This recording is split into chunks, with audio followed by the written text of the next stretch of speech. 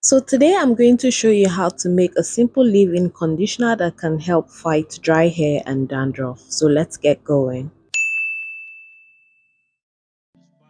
So you're going to need your coconut. So I'm going to be using the coconut water and the coconut itself.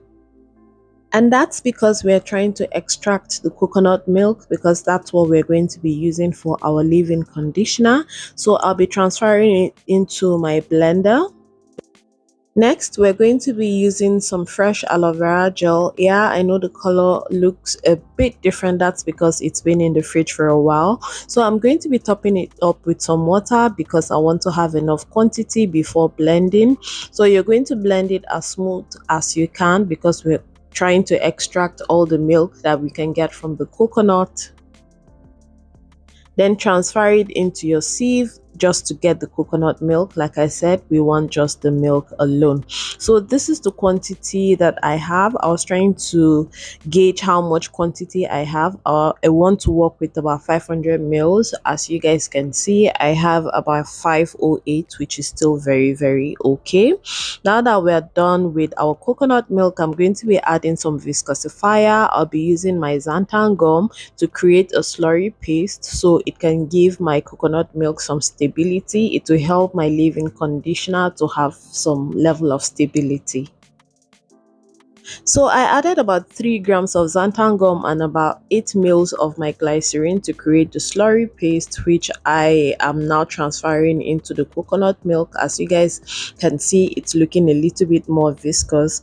So now that I'm done with this, I'm going to be adding some emulsifiers to add more viscosity and to also bind my oil and water phase together. As you all know, coconut has some level of oil, so I'm trying to not have that separation at the end of the day. So the emulsifier is going to help with all of that. So once you're done adding all your emulsifiers, we are going to be heating it to melt everything together. As you guys can see, it's looking a lot viscous, but it's still going to get more thicker than this once it cools. So I'm going to allow it sit for about 20 minutes before going in with my mixer to mix everything.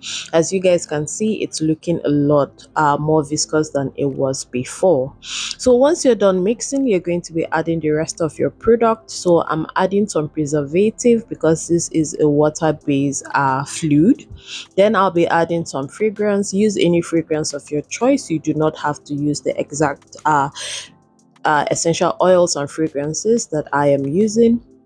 I also added some peppermint oil, tea tree oil, and some eucalyptus oil. Like I said, use whatever you have. Once you're done, you're going to mix, and your leave-in conditioner is ready. Very simple and easy. Like I said, it's still going to get a little bit more viscous than this, so do not be deceived. So this is me trying to transfer it into my bottle and also into my jar because, like I said, I ended up with more quantity. So I'm also going to be showing you guys how I applied this to my hair, but before then, guys, let's take a moment to appreciate this gorgeousness. My hair has never looked this good. That is because I used the Japanese rice treatment. If you haven't seen that video, it's already out. Feel free to check it out. So this is me showing you guys how this coconut leave-in conditioner is going to work on my hair. It worked really well. I liked it. I loved it so much. So let me know what you think of this recipe.